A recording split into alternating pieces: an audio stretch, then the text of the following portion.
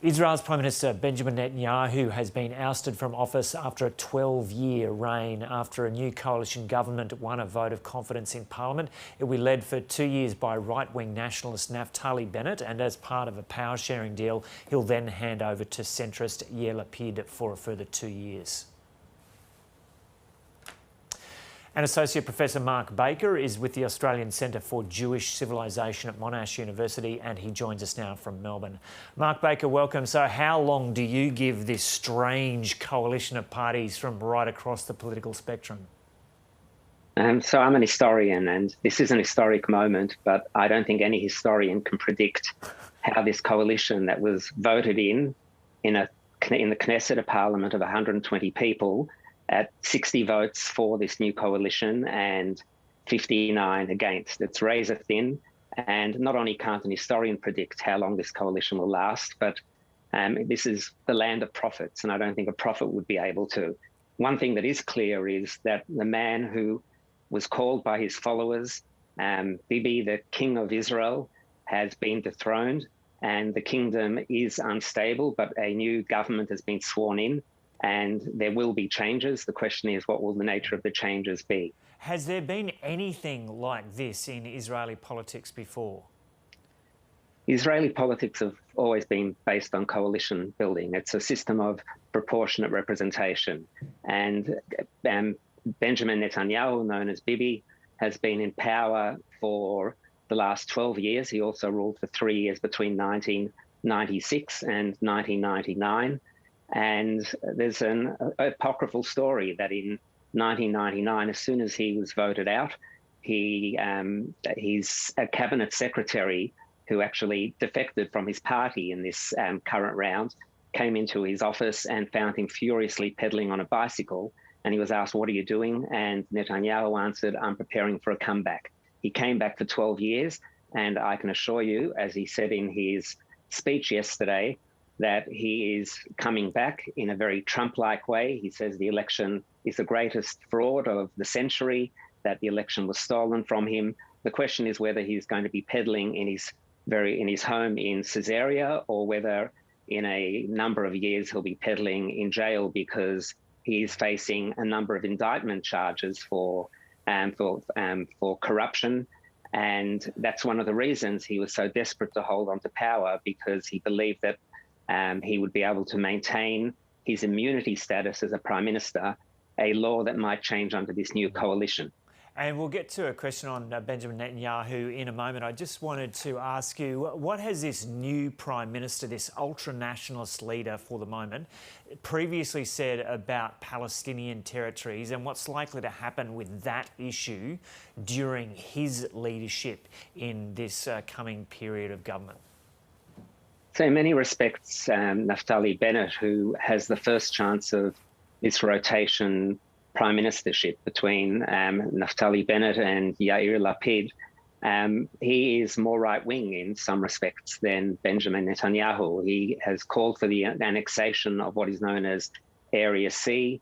He is vehemently, in principle, opposed to a Palestinian state, to the two-state solution. Netanyahu also undermined the two-state solution during his 12 years of rule, even though he began as prime minister supporting it. But it's very clear that he never truly believed in the two-state solution. So Bennett is a right-winger. But the important thing is that this is a government, and it's a unique government made up of a coalition of 8 parties. Not only is it possible that as Bennett holds the seat of power, that he will change.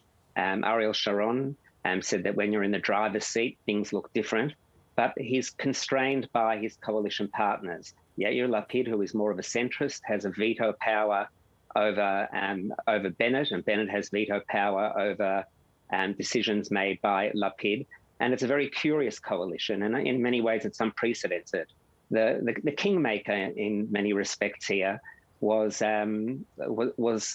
Mansour Abbas, who comes from an Islamist party. It's the first time an Arab party has actually been part of a governing coalition. And Abbas only won 3 seats in the Knesset.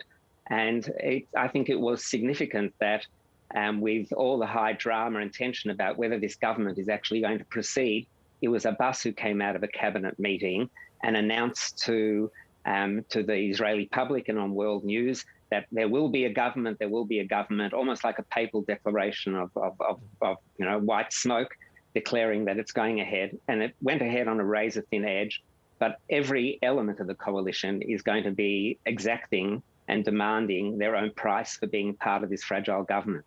Yeah, and do you believe relations with the Palestinian leadership are going to get worse or better under this coalition? I think that it's hard to believe. It's hard to believe that it could get worse because Netanyahu was a master of incitement. He left as he came in. He came in 1996 after the assassination of Rabin, and he's not directly responsible. He stood on the balcony as supporters of Rabin held up images of Rabin dressed as a Nazi. And in this, during his term of government, and particularly in these last months, he has incited the public. He has incited again. He is calling this a left-wing government. It's not a left-wing government. It's made up of right-wing elements, left-wing elements, whose only common cause was to oust Netanyahu. In relation to the Palestinians, I don't see a major breakthrough in a peace agreement. Although it's significant that while Biden waited for a long period of time to call up Netanyahu, and Netanyahu in his speech yesterday, it was on Sunday evening, made a point of saying, invoking the Holocaust and Roosevelt not bombing the railway lines to Auschwitz, and compared that to Biden not being prepared to stand up against Iran. I think it's significant that Biden called up Bennett within 2 hours, and they're hoping for a more amicable relationship. The question is whether Biden is going to be able to re-engage with the peace process, because Netanyahu effectively killed the Oslo peace process, along with Hamas and others who had their own agenda. Yeah, okay, there's much more to talk about there, but we're going to have to leave it there, unfortunately. Mark Baker, thanks so much for joining us from Melbourne. Thank you. Catherine Murphy joins us now with a look at today's sport.